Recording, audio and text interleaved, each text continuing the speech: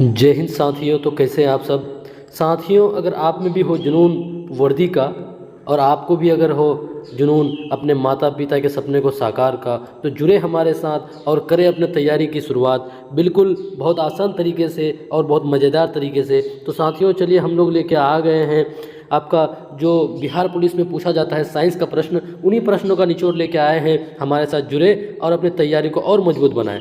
तो देखिए साथियों, पहला प्रश्न आपके सामने में ये रहा कि संगमरमर का रासायनिक फॉर्मूला क्या है। देखिए आपको फॉर्मूले से हर हाल में एग्जाम में प्रश्न पूछे जाते हैं और हम लोग उसी प्रश्न को लाएं जो आपके एग्जाम में पूछे जाते हैं। देखिए संगमरमर का रासायनिक फॉर्मूला क्या है। क्या आपका CaCO3 हो जाएगा, या फिर CaOH का होल 2 हो जाएगा, या फिर CaO हो जाएगा साथियों, या फिर आपका इनमें से कोई नहीं। तो देखिए साथियों, आपका जो यहाँ पे CaO है इसको क्या बोला जाता है, इसको काली चूना बोला जाता है, इसको काली चूना कहा जाता है। इस बात को आप ध्यान रखिएगा, यानी कैल्शियम ऑक्साइड बोला जाता है। और CaOH का होल 2 ये आपका बुझा हुआ चूना है। क्या है, बुझा चूना है, ये आपका बुझा चूना है प्रिय साथियों, इस बात को भी आप ध्यान रखिएगा।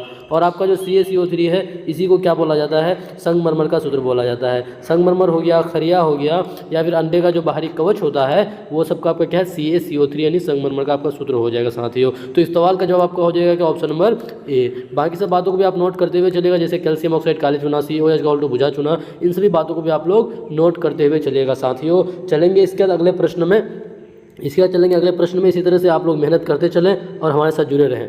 देखिए अगला प्रश्न है कि विद्युत विभव मापा जाता है। विद्युत विभव किससे मापा जाता है। क्या आपका आमीटर से मापा जाता है, या बैरोमीटर से मापा जाता है, या फिर अल्टमीटर से मापा जाता है, या फिर वोल्ट मीटर से मापा जाता है साथियों। फटाफट आप लोग जवाब देते चले कि विद्युत विभव किससे मापा जाता है। तो आप लोग को बताते चले कि यहाँ पे जो आमीटर है या फिर ए मीटर है, इससे क्या मापा जाता है प्रिय साथियों, इससे विद्युत धारा मापा जाता है। इससे आपका विद्युत धारा मापा जाता है, इस बात को भी आप नोट कर लीजिएगा। उसके बाद और आपको बताते चले कि बैरोमीटर जो है, कि बैरोमीटर से आपका क्या मापा जाता है, वायुमंडलीय दाब। क्या मापा जाता है मेरे साथियों, वायुमंडलीय दाब, वायुमंडलीय दाब। इन सभी बातों को भी आप लोग नोट करते हुए चलिएगा। उसके बाद देखिए आपका जो अल्टीमीटर है, इससे क्या मापा जाता है, ऊंचाई मापा जाता है। क्या साथियों, ऊंचाई मापा जाता है। इन सभी बातों को भी आप नोट करते हुए चलिएगा। उसके बाद आपका बचा क्या कि वोल्ट मीटर, इसी वोल्ट मीटर से आपका विद्युत विभव को मापा जाता है। और इस सवाल का जवाब आपका क्या हो जाएगा, वोल्ट मीटर हो जाएगा। फिर साथियों क्या हो जाएगा, वोल्ट मीटर। आप लोग कमेंट बॉक्स में लेके भेजिए वोल्ट मीटर, ताकि आपको याद हो जाएगा। बाकी सब बातों को भी आप लोग पेन कॉपी लेके बैठे और नोट करते हुए चलिए। देखिए बहुत आसान सा एग्जाम में प्रश्न पूछा जाता है, आप लोगों को बिल्कुल भी घबराना नहीं है और हमारे साथ जुड़े रहना है। और इसी सीरीज में हम लोग ये करंट अफेयर का भी सवाल लेके आए हैं साथियों। चलिए अगला प्रश्न है आपका कि अगला प्रश्न, साबुन का बुलबुला गोल क्यों होता है। देखिए आप साबुन का जो बुलबुला देखिएगा वो गोल होता है, और आप साबुन के बुलबुले को देखिएगा तो वो चमकता भी है। तो वो किस कारण से, तो वो आपका प्रकाश के व्यतिकरण की वजह से। किस घटना से साथियों, प्रकाश के व्यतिकरण की घटना से। लेकिन फिलहाल क्या बोला है कि साबुन का बुलबुला गोल क्यों होता है। तो इस सवाल का जवाब क्या हो जाएगा मेरे साथियों, पृष्ठ तनाव के कारण। किसी कारण, पृष्ठ तनाव के कारण साबुन का बुलबुला क्या होता है, गोल होता है। बाकी आप देखे होंगे साथियों, जब बरसात होती है ना, तो जल की बूंदे जो नीचे गिरती है वो गोल होकर गिरती है। वो भी किसके कारण से, पृष्ठ तनाव के कारण, यानी वर्षा की बूंदे। यहाँ से ये भी सवाल पूछ सकता है कि वर्षा की बूंदे जो है किस कारण से गोल होती है, तो आपका वो पृष्ठ तनाव के कारण ही होता है। इन सभी बातों को भी आप लोग ध्यान रखिएगा साथियों। चलेंगे इसके अगले प्रश्न में, 3 के बाद प्रश्न संख्या 4 में चलते हैं। देखिए 4 आपका है कि लैंगिक जनन में कौन सा कोशिका विभाजन होता है। क्या आपका समसूत्री होगा, या अर्धसूत्री होगा, या फिर कोशिका द्रव्य विभाजन, या फिर समसूत्री तथा अर्धसूत्री दोनों। तो साथियों पहले तो आप लोग यहाँ से ये जान लीजिए कि लैंगिक जनन क्या है। तो देखिए लैंगिक, एक होता है लैंगिक जनन, एक होता है अलैंगिक जनन। यानी जनन का 2 विधि है, एक है लैंगिक और एक क्या अलैंगिक। लैंगिक जनन में साथियों देखिए आपका मेल और फीमेल दोनों का ना, दोनों बॉडी का होना बिल्कुल अनिवार्य है। यानी लैंगिक जनन में इसको सेक्सुअल रिप्रोडक्शन कहा जाता है। इसमें मेल और फीमेल दोनों का होना अनिवार्य है। मेल फीमेल दोनों होगा तब दोनों का गैमेट मिलकर के फिर क्या बनाता है, जाइगोट का निर्माण करता है। फिर साथियों उस तरह से क्या होता है, आपका आगे जो फॉर्म यानी बॉर्न बेबी पैदा होता है। उसके बाद देखिए एक होता है अलैंगिक जनन, इसमें आपका ना मेल फीमेल के आपस के नहीं भी मिलने से ये आपका काम हो जाता है, यानी अलैंगिक जनन, असेक्सुअल रिप्रोडक्शन इसको बोला जाता है। तो साथियों देखिए क्या हो जाएगा कि लैंगिक जनन में कौन सा कोशिका विभाजन होता है, तो उसमें आपका हो जाता है, क्या हो जाएगा, अर्धसूत्री। क्या हो जाएगा साथियों, अर्धसूत्री कोशिका विभाजन। इस बात को आप लोग नोट करते हुए चलिएगा। देखिए जब भी आप लोग क्लास करने बैठे तो पेन कॉपी लेके लेके बैठिएगा, तो जो भी इंपॉर्टेंट बातें हों उसको आप लोग नोट कर लीजिएगा। तो साथियों इस सवाल का जवाब क्या हो जाएगा, ऑप्शन नंबर बी हो जाएगा। चलेंगे इसके अगले प्रश्न में। देखिए आपका साइंस से 15 क्वेश्चन पूछा जाता है और बिल्कुल आसान प्रश्न होता है, बिल्कुल भी आप लोगों को घबराना नहीं है, बस इसी तरह से हमारे साथ जुड़े रहें। देखिए अगला प्रश्न है कि थोरियम पाया जाता है। थोरियम पाया जाता है। किसमें पाया जाता है? क्या मोनाजाइट में, या लिग्नाइट में, या क्रोमाइट में, या फिर डोलोमाइट में? तो प्रिय साथियों बताइए थोरियम कहाँ पाया जाता है? तो आप लोग को एक बात ये जान लीजिए पहले कि थोरियम क्या है। तो थोरियम आपका क्या है प्रिय साथियों? एक रेडियोधर्मी धातु है। क्या है? रेडियोधर्मी आपका धातु है। इस बात को भी आप ध्यान रखिएगा। थोरियम क्या है? रेडियोधर्मी धातु है। उसके बाद इसके बारे में ये भी जान लीजिए कि ये आपका पाया कहाँ पे जाता है साथियों? तो ये आपका मोनाजाइट में। कहाँ पे? मोनाजाइट में पाया जाता है। कहाँ जाता है? मोनाजाइट में। इस बात को आप ध्यान रखिएगा। थोरियम आपका क्या है? आपका रेडियोधर्मी धातु है और पाया कहाँ जाता है? मोनाजाइट में। यहाँ पे जो आपका लिग्नाइट ऑप्शन है साथियों, ये लिग्नाइट आपका क्या होता है? ये कोयले का प्रकार होता है। किसका प्रकार होता है? कोयले का प्रकार होता है। और आप लोग कमेंट बॉक्स में प्यार से ये बता दीजिए कि कोयले के कुल कितने प्रकार हैं और कुल कितने प्रकार हैं, और चारों के नाम बता दीजिए साथियों, क्या क्या नाम है? एंथ्रासाइट, लिग्नाइट, बिटुमिनस और पीट, इन सभी का नाम आप लोग कमेंट बॉक्स में प्यार से बता दीजिए। तो फिलहाल इस सवाल का जवाब क्या हो जाएगा मेरे साथी? ऑप्शन नंबर ए हो जाएगा। चलेंगे इसके बाद अगले प्रश्न में। अगला प्रश्न आपके सामने में ये रहा, प्रश्न संख्या 6 कि बेरी जो है वो रोग होता है। बेरी क्या एक रोग है, वो किसकी वजह से होता है? क्या विटामिन सी की वजह से होता है, या फिर विटामिन बी की वजह से होता है, या फिर विटामिन डी की वजह से होता है, या फिर विटामिन ए की वजह से होता है? तो साथियों आप लोग जवाब देते चले तो आप लोग को हम बताते चले कि देखिए यहाँ विटामिन ए जो है इसके कमी के कारण आप सबको पता है कौन सा रोग होता है साथियों? रतौंधी होता है, रतौंधी। बाकी सब बातों को भी आप लोग नोट करते चलिएगा। और विटामिन डी जो है इसकी कमी से क्या होता है साथियों? सूखा रोग। क्या होता है? सूखा रोग होता है। इसकी कमी के कारण सूखा रोग होता है। और विटामिन बी जो है इसको पहले रहने दीजिए, पहले विटामिन सी को समझ लीजिए कि विटामिन सी की कमी से क्या होता है साथियों? स्कर्वी होता है। क्या होता है? स्कर्वी। और आपका बचा कौन? तो विटामिन बी। और यही इस सवाल का जवाब हो जाएगा कि बेरी रोग किसके कारण होता है? देखिए बहु से बेरी और बी से बी, यानी बी से बेरी। तो इस तरह आप ध्यान भी रख सकते हैं कि विटामिन बी की कमी से क्या होता है? बेरी नामक रोग होता है। इस बात को आप ध्यान रखिएगा साथियों। बाकी सब बातों को भी आप लोग नोट करते हुए चलिए। तो इस सवाल का जवाब आपका क्या हो जाएगा? ऑप्शन नंबर बी हो जाएगा। चलेंगे 6 के बाद 7वां प्रश्न में। देखिए 7वां प्रश्न आपके सामने में ये रहा कि आपका आँख पर कैसा प्रतिबिंब बनता है? क्या अभिसारी प्रतिबिंब बनता है, आभासी एवं सीधा बनता है, या फिर आभासी एवं उल्टा बनता है, या वास्तविक एवं उल्टा बनता है, या फिर वास्तविक एवं सीधा बनता है? तो साथियों आप लोग ये बात यहाँ से पहले कुछ बातें और जान लीजिए कि ये जो प्रतिबिंब है ना, ये प्रतिबिंब आँख के किस भाग में बनता है? तो इसको आप लोग ध्यान रखिएगा, किस भाग में बनता है? रेटिना पे बनता है। कहाँ पे बनता है साथियों? रेटिना पे बनता है। आँख के रेटिना में प्रतिबिंब बनता है। और यहाँ से ये भी सवाल पूछता है कि आँख के किस भाग को दान किया जाता है? आँख के किस भाग को दान किया जाता है? तो आप लिख लीजिएगा, आँख के किस भाग को दान किया जाता है साथियों? तो आँख के कॉर्निया को दान किया जाता है। किसको? कॉर्निया को दान किया जाता है। इस बात को ध्यान रखिएगा। और देखिए आँख का रंग किसके कारण बदलता है साथियों? इस बात को भी ध्यान रखिएगा। तो वो आइरिस, क्या होता है? आइरिश, या फिर इसी को हिंदी में परितारिका भी कहते हैं, या फिर आइरिस भी लिखा रहता है। इन सभी बातों को भी आप नोट करते हुए चलिएगा। तो फिलहाल देखिए आँख पर कैसा प्रतिबिंब बनता है? तो देखिए आप सबको पता है कि आँख पर कैसा बनता है साथियों? वास्तविक एवं उल्टा बनता है। कैसा बनता है? वास्तविक और उल्टा। देखिए अगर प्रतिबिंब वास्तविक होगा तो 100% वो प्रतिबिंब कैसा होगा? उल्टा होगा। अगर उल्टा होगा तो वास्तविक होगा। इस बात को आप ध्यान रखिएगा। तो इस सवाल का जवाब क्या हो जाएगा प्रिय साथियों? ऑप्शन नंबर सी हो जाएगा। ठीक है, चलते हैं इसके बाद अगले प्रश्न में। 7 के बाद 8वां प्रश्न। देखिए 8वां प्रश्न आपका क्या है कि आधुनिक आवर्त नियम का प्रतिपादन किसने किया? क्या मोसले चाचा ने, या मेंडलीव चाचा ने, या फिर डॉबरनर साहब ने, या फिर इनमें से कोई नहीं? तो प्रिय साथियों बताइए कि आधुनिक आवर्त सारणी का प्रतिपादन किसने किया? अभी जो मॉडर्न पीरियडिक टेबल है, तो आप सबको बताते चले कि डॉबरनर साहब ने, इन्होंने क्या किया था? तिर्यक नियम। इन्होंने क्या किया था साथियों? तिर्यक नियम। इस बात को भी आप ध्यान रखिएगा कि तिर्यक नियम किसने दिया था? तो डॉबरनर साहब ने दिया था। देखिए मेंडलीव साहब जो थे ना, यही आपका आवर्त सारणी को बनाने का काम किया था। लेकिन इन्होंने क्या किया था? आपका जो परमाणु को, यानी तत्वों को किसके? परमाणु के बढ़ते, परमाणु के द्रव्यमान के आधार पर, यानी परमाणु द्रव्यमान के आधार पर तत्वों को सजाया था। परमाणु द्रव्यमान के आधार पर तत्वों को सजाने का काम आपका कौन किया था साथियों? ये आपका मेंडलीव चाचा ने किए थे। लेकिन आखिर में आकर के मोसले चाचा जो है, मोसले चाचा इन्होंने क्या किया कि परमाणुओं को किसके आधार पर सजाया? परमाणु संख्या के आधार पर, तत्वों को किसके आधार पर सजाया साथियों? रुकिएगा थोड़ा सा।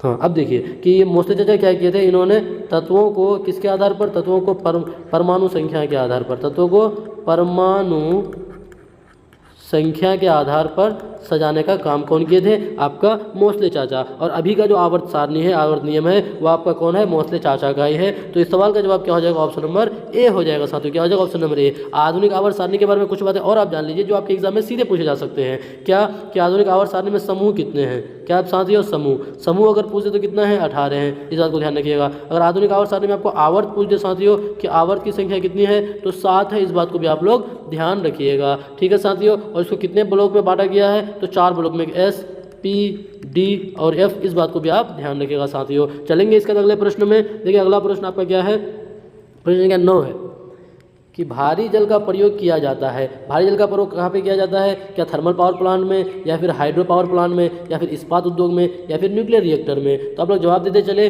लेकिन यहाँ से कभी कभी ये भी पूछता है कि भारी जल का जो सूत्र है ना वो क्या है। तो आप ध्यान रखिएगा कि भारी जल का सूत्र क्या होता है? D2O होता है। देखिए जल का सूत्र नॉर्मली क्या होता है साथियों?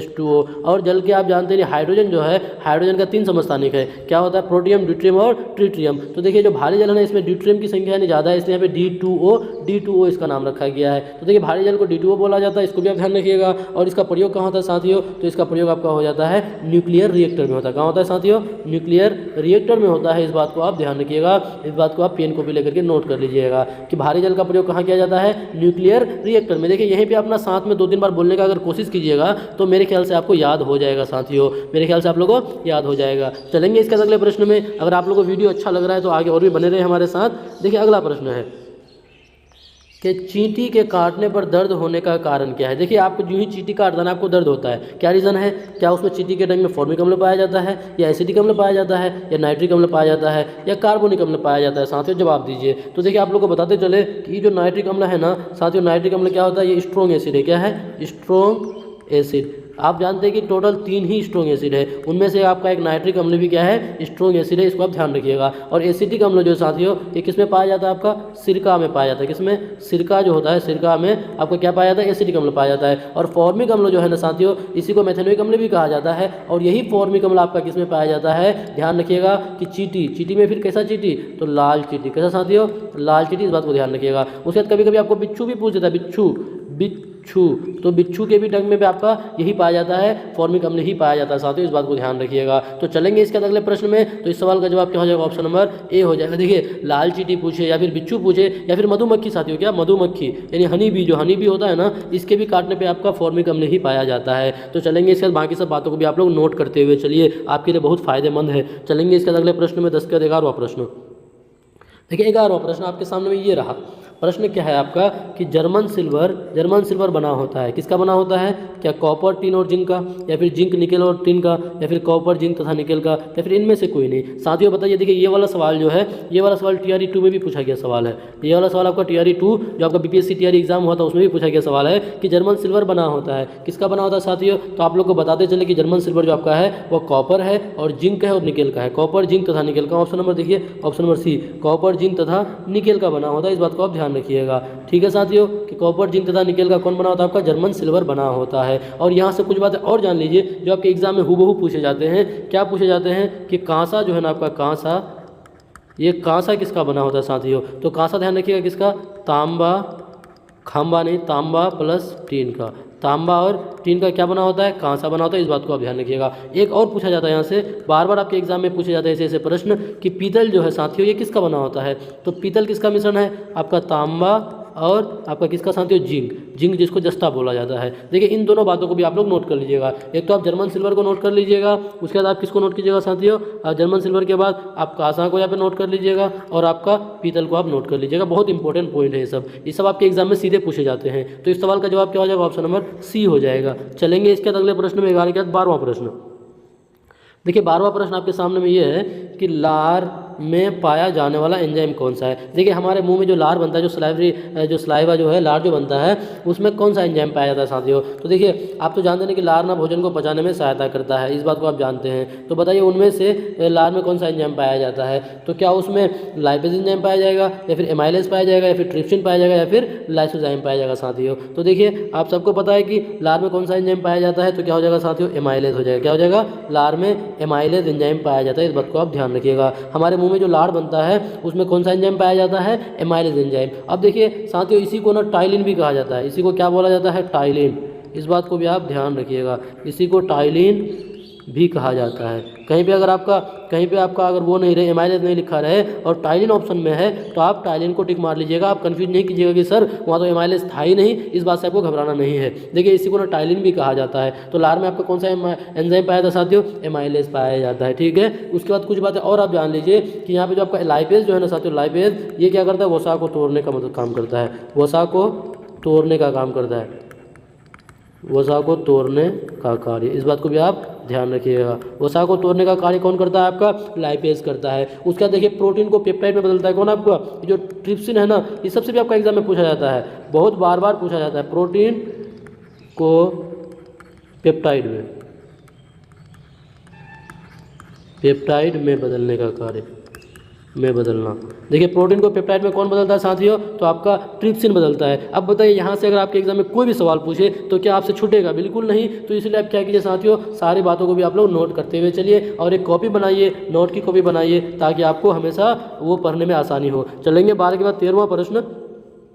देखिए 13वां प्रश्न आपका क्या है कि हड्डी के बीच रिक्त स्थानों में क्या होता है? हड्डी के बीच रिक्त स्थानों में आपका क्या होता है? आप लोग कमेंट बॉक्स में बताइए। क्या आपका हो जाएगा रक्त कोशिका हो जाएगा, या फिर बोन मेरो हो जाएगा, या फिर रिक्त स्थान हो जाएगा, या मांसपेशी हो जाएगा? तो देखिए साथियों, हड्डियों के बीच जो रिक्त स्थान होता है ना, उसको क्या बोलते हैं? बोन मेरो बोलते हैं। क्या बोलते हैं? बोन मेरो बोला जाता है। क्या बोलते हैं साथियों? बोन मेरो बोला जाता है। तो इस सवाल का जवाब क्या है? Option number B. लेकिन यहाँ से कुछ और भी सवाल आपके बनते हैं। जैसे क्या होता है कि आपके शरीर में ना जो हड्डी है, इस हड्डी से हड्डी को जो जोड़ता है, हड्डी से हड्डी, इसको जोड़ने का काम कौन करता है साथियों? तो लिगामेंट। कौन करता है? लिगामेंट। इस बात को भी आप ध्यान रखिएगा। हड्डी से हड्डी को जोड़ने का काम कौन करता है? लिगामेंट करता है। और एक यहाँ से ये भी बनता है कि हड्डी से मांसपेशी यानी गोश्त जिसको बोला जाता है, हड्डी से मांसपेशी को जोड़ने का काम कौन करता है साथियों? तो आपका कौन करता है? टेंडन करता है। कौन करता है? टेंडन करता है। इन सभी बातों को भी आप नोट करते हुए चलिएगा। तो देखिए इस सवाल का जवाब आपका क्या हो जाएगा? ऑप्शन नंबर बी हो जाएगा। लेकिन बात साथ में इन सभी बातों को भी आप लोग नोट करते हुए चलिए। फिर चलते हैं इसके बाद अगले प्रश्न में, 14वां प्रश्न। देखिए 14वां प्रश्न आपका क्या है कि लोहे का शुद्धतम रूप कौन सा है? क्या आपका पिटवा लोहा हो जाएगा, या पिग आयरन हो जाएगा, या स्टील हो जाएगा, या फिर कास्ट आयरन हो जाएगा? तो देखिए साथियों, आप लोग ध्यान रखिएगा कि लोहे का जो शुद्धतम रूप होता है वो कौन होता है? आपका पिटवा लोहा होता है। कौन होता है? पिटवा लोहा होता है। इस बात को आप लोग याद रखिएगा। लोहे का शुद्धतम रूप क्या होता है? पिटवा लोहा। और इसमें कार्बन की मात्रा जो है साथियों, कार्बन की मात्रा कितना होता है? आपका 0.12%। कितना होता है? कार्बन की मात्रा 0.12% होता है। इस बात को आप ध्यान रखिएगा साथियों। ठीक है साथियों, इसके बाद चलते हैं। 0.12 से आपका 0.12 से 0.25% तक होता है। ठीक है साथियों, फिर चलते हैं इसके बाद अगले प्रश्न में। इसके बाद अगले प्रश्न देखिए, प्रश्न संख्या 15। देखिए 15 आपका क्या है कि घाव भरने के लिए किस विटामिन का प्रयोग किया जाता है? घाव भरने के लिए किस विटामिन का प्रयोग किया जाता है? तो देखिए साथियों, घाव भरने के लिए आपका कौन सा? विटामिन के का प्रयोग किया जाता है। यानी विटामिन के क्या करता है? घाव को भरने का काम करता है। और आप ये भी जानते हैं कि इसकी कमी के कारण ना, विटामिन के की कमी के कारण क्या होता है साथियों? रक्त का ना थक्का नहीं जमता है। यानी कमी के कारण थक्का नहीं जमता है। इस बात को आप जानते हैं, रक्त का थक्का नहीं जमता है। किसके कारण? विटामिन के की कमी के कारण। इस बात को भी आप ध्यान रखिएगा। और आप तो अभी जान लिए विटामिन बी से क्या होता है? बेरी होता है। थोड़ी देर पहले आप लोग देखें कि विटामिन बी की कमी से क्या होता है? बेरी होता है। विटामिन सी की कमी से क्या होता है साथियों? स्कर्वी होता है। इस बात को भी आप लोग जान गए। और रक्षा यानी प्रतिरक्षा यानी चर्म यानी स्किन को का ख्याल कौन रखता है? Vitamin C. और विटामिन ई की कमी से क्या होता है साथियों? इसकी कमी से एनीमिया होता है। एनीमिया जिसको खून की कमी बोला जाता है, एनीमिया या फिर इसको बोला जाता है क्या? और प्रजनन क्षमता में भी कमी होता है साथियों। किसमें? विटामिन ई की कमी के कारण। तो फिलहाल इस सवाल का जवाब क्या हो जाएगा? ऑप्शन नंबर ए हो जाएगा। और बाकी सब बातों को भी आप लोग नोट करते हुए चलिएगा। चलेंगे 15 के बाद 16वां प्रश्न में। देखिए यहाँ से आपका ना करंट अफेयर शुरू हो जाता है। देखिए आपके एग्जाम में करंट अफेयर भी पूछे जाते हैं। आपके एग्जाम में करंट अफेयर पूछे जाते हैं साथियों। तो चलिए यहाँ से हम लोग शुरू करते हैं पहला करंट अफेयर। देखिए करंट अफेयर में आपको क्या क्या पूछा गया है। हम लोग 5 करंट अफेयर लेके आए हैं, 5 प्रश्न। और हम लोग हर दिन क्या करेंगे, इस तरह साइंस और करंट अफेयर का आप लोग का मिक्स वीडियो लेके आएंगे। तो देखिए साथियों, पहला प्रश्न है कि आरबीआई के वर्तमान गवर्नर यानी 26वां गवर्नर कौन बना है? अभी वर्तमान में आरबीआई का गवर्नर बना है, तो किसने कौन बना है? क्या आपका रघुराम राजन, या फिर उर्जित पटेल, या फिर आपका शक्तिकांत दास, या फिर संजय मल्होत्रा? तो साथियों आप लोग को बताते चले कि देखिए ये भी पूछ सकता है कि अभी वर्तमान से पहले यानी कौन गवर्नर था। तो देखिए ध्यान रखिएगा कि जो 25वां गवर्नर था, आरबीआई का 25वां गवर्नर, वो शक्तिकांत दास था। कौन था? शक्तिकांत दास। लेकिन अगर 24वां पूछ ले, 24वां, तो आपका कौन है साथियों? उर्जित पटेल। कौन है? उर्जित पटेल। अगर 23वां पूछ देता तो कौन हो जाता साथियों? रघुराम राजन। लेकिन वर्तमान में आपका गवर्नर कौन है? 26वां गवर्नर पूछे तो कौन है साथियों? संजय मल्होत्रा। कौन है? संजय मल्होत्रा। अभी आरबीआई का वर्तमान गवर्नर कौन बना है? संजय मल्होत्रा। तो इस सवाल का जवाब क्या हो जाएगा? ऑप्शन नंबर डी हो जाएगा। ये आपका करंट अफेयर है, इसको आप नोट करते हुए चलिएगा कि आरबीआई का वर्तमान गवर्नर या फिर 26वां गवर्नर जनरल कौन गवर्नर है? आपका संजय मल्होत्रा। चलेंगे इसके बाद चलते हैं 16 के बाद चलते हैं 17वां प्रश्न में। देखिए 17वां प्रश्न आपका खेल से संबंधित है और मेरे बहुत सारे जो साथी हैं उसको खेल का बहुत शौकीन है। देखिए क्या है कि चैंपियंस ट्रॉफी 2025 का मेजबान देश कौन था, तो आप लोग पहले ये बता दिए कि चैंपियंस ट्रॉफी 2025 जीता कौन था, तो कोई और नहीं बल्कि अपना प्यारा भारत। अपना प्यारा भारत क्या था आपका चैंपियंस ट्रॉफी जीता था, ये हो गया था क्या विजेता। लेकिन अगर उप विजेता की बात करें यानी हारा कौन था फाइनल, तो आपका कौन, न्यूजीलैंड ये भी आपके एग्जाम में पूछे जा सकते हैं। देखिए याद यानी जीतने वाली टीम को सबको याद रहता है, लेकिन आपको कंफ्यूज करने के लिए पूछ देगा कि चैंपियंस ट्रॉफी में हारा कौन था, तो न्यूजीलैंड हारा था साथियों, इस बात को भी आप लोग ध्यान रखिएगा।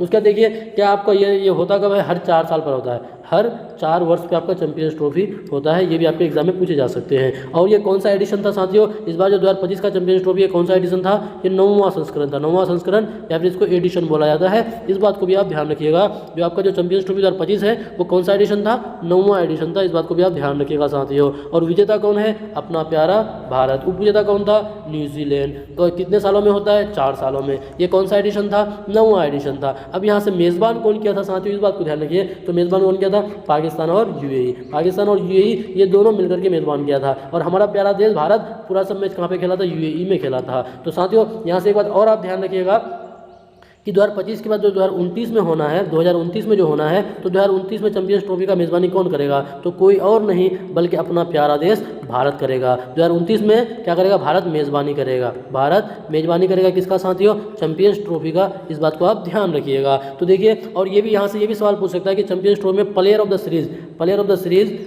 सीरीज कौन था, तो कोई और नहीं, the run machine king Kohli. The run machine कौन साथियों, किंग कोहली, ये हो जाएगा आपका। तो बताइए साथियों, देखिए चैंपियंस ट्रॉफी से रिलेटेड जितना सारा भी सवाल था आप लोगों के लिए पूरा निचोड़ लाने का कोशिश किए, सारी बातों को आप लोग नोट कर लीजिएगा। फिर चलते हैं इसके बाद अगले प्रश्न में चलते हैं। अगला प्रश्न आपका है, देखिए 18वां प्रश्न आपका है कि अंबेडकर जयंती किस दिन मनाया जाता है। देखिए साथियों आपका जो अभी कौन सा महीना चल रहा है, आपका अप्रैल चल रहा है। क्या चल रहा है, अप्रैल चल रहा है। तो देखिए अप्रैल मई जून या फिर अप्रैल से 2-3 महीना पहले इन सभी महीनों से ही ना आपका ना जो दिवस से एक सवाल हर हाल में पूछा जाएगा। तो हम लोग हर दिन क्या करेंगे, आपके लिए दिवस वाला प्रश्न लेके आएंगे, आप लोग घबराइए मत। तो देखिए साथियों अंबेडकर जयंती किस दिन मनाया जाता है, तो उसको जानने से पहले आप ये जान लीजिए कि कौन सा, देखिए 7 अप्रैल को कौन सा दिन मनाया जाता है, तो आपका 7 अप्रैल को मनाया जाता है विश्व स्वास्थ्य दिवस। क्या साथियों, विश्व स्वास्थ्य दिवस आप लोग नोट कर लीजिएगा। विश्व स्वास्थ्य दिवस 7 अप्रैल, उसके बाद 14 अप्रैल, उसके बाद 22 अप्रैल। 22 अप्रैल को क्या मनाया जाता है साथियों, इस दिन पृथ्वी दिवस, क्या मनाया जाता है, पृथ्वी दिवस मनाया जाता है, इस बात को भी आप लोग ध्यान रखिएगा। और 25 अप्रैल को क्या मनाया जाता है साथियों, मलेरिया दिवस। कौन सा दिवस, मलेरिया दिवस। अब देखिए भारत ने क्या ठाना है कि 2030 तक लक्ष्य रखा है कि मलेरिया को भारत से खत्म कर देंगे। कब तक, 2030 तक लक्ष्य रखा है कि मलेरिया को भारत से बिल्कुल खत्म कर देंगे। तो अंबेडकर जयंती का जो प्रश्न पूछा था कि अंबेडकर जयंती कब मनाया जाता है साथियों, तो आपका 14 अप्रैल को। कब, 14 अप्रैल को डॉक्टर भीमराव अम्बेडकर की जयंती कब मनाया जाता है, 14 अप्रैल को, इस बात को ध्यान रखिएगा। बाकी आपका 7 अप्रैल को क्या, विश्व स्वास्थ्य दिवस, 22 अप्रैल को आपका पृथ्वी दिवस, 25 अप्रैल को मलेरिया दिवस। इन सभी बातों को भी आप लोग नोट कर लीजिएगा साथियों। चलते हैं 18 के बाद 19वां प्रश्न में।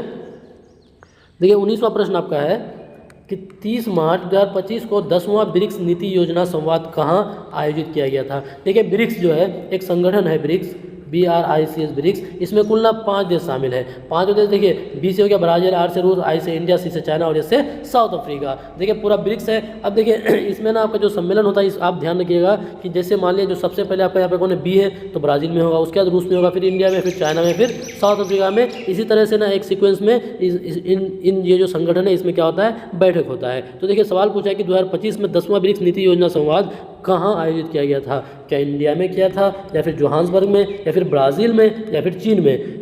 तो देखिए साथियों 2025 से पहले जो हुआ था वो आपका कहाँ पे हुआ था, साउथ अफ्रीका के जोहान्सबर्ग में हुआ था 2025 से पहले। तो बताइए साउथ अफ्रीका के बाद आप किसकी बारी आएगी, तो ब्राज़ील की बारी। तो देखिए साथियों इस सवाल का जवाब क्या हो जाएगा, साउथ अफ्रीका के बाद क्या, ब्राज़ील। तो ऑप्शन नंबर सी हो जाएगा। क्या हो जाएगा, ऑप्शन नंबर सी हो जाएगा, यानी ब्राज़ील। यानी 30 मार्च 2025 को 10वां ब्रिक्स कहाँ हुआ था, ब्राज़ील में हुआ था साथियों। इस बात को आप लोग ध्यान रखिएगा। अगर साउथ अफ्रीका की बात करें, साउथ अफ्रीका यानी 2024 वाला जो बैठक हुआ था कहाँ हुआ था, साउथ अफ्रीका में हुआ था, इस बात को आप ध्यान रखिएगा। चलेंगे इसके बाद अगले प्रश्न में। देखिए ब्राज़ील का फिर इंडिया में होगा नेक्स्ट टाइम। चलिए 19 के बाद चलते हैं 20वां प्रश्न और आज के सेशन का अंतिम प्रश्न। देखिए बहुत इंपॉर्टेंट प्रश्न है क्या है कि 30 मार्च 2025 को भारत ने स्वदेशी मिसाइल VLSRSAM का सफल परीक्षण कहाँ किया था। देखिए 30 मार्च 2025 को भारत ने स्वदेशी मिसाइल मतलब खुद अपना देश का मिसाइल VLSRSAM का सफल परीक्षण कहाँ किया था। क्या हरियाणा में किया था, या फिर उड़ीसा के चांदीपुर में किया था, या अपना प्यारा बिहार में किया था, या फिर कर्नाटक में किया था। तो प्रिय साथियों इस सवाल का जवाब दीजिए। तो आप लोग को बताते चले कि 30 मार्च 2025 को जो VLSRSAM का जो सफल परीक्षण हुआ था वो कहाँ था साथियों, उड़ीसा के चांदीपुर में। कहाँ पे, उड़ीसा के चांदीपुर में हुआ था। इस बात को आप लोग ध्यान रखिएगा, कहाँ पे, उड़ीसा के चांदीपुर में। और यहाँ से कुछ बात आप और जान लीजिए कि इसका जो इसको जो विकसित किया गया था, इसको जो बनाया गया था, इसको बनाया जो गया था, किसने बनाया था इसको बनाया कौन, इसको बनाया कौन, DRDO। किसने साथियों, DRDO। किसने बनाया, DRDO। और आपका यहाँ से ये भी सवाल पूछता है कि DRDO का हेड कौन है, DRDO का हेड कौन है। तो DRDO का हेड कौन है साथियों, आपका समीर कामत। कौन है, समीर कामत। इस बात को आप लोग ध्यान रखिएगा। DRDO का हेड कौन है, समीर कामत, जो आपके एग्जाम में सीधे पूछे जाते हैं। DRDO का हेड कौन है, समीर कामत। इस बात को भी आप लोग नोट कर लीजिएगा। अब देखिए साथियों यहाँ तक हम लोगों ने कितना 20 सवाल यानी 15 आपके साइंस के प्रश्न और आपके 5 आपके करंट अफेयर के प्रश्न हम लोगों ने देखने की कोशिश किया। ये बताइए कि आप लोगों को सेशन कैसा लगा, मज़ा आया कि नहीं आया। इसी तरह से आप लोग मेहनत करते रहें और मुस्कुराते रहें, पढ़ते रहें। फिर मिलेंगे अगले वीडियो में साथियों, जब तक के लिए आप लोग पढ़ते रहें।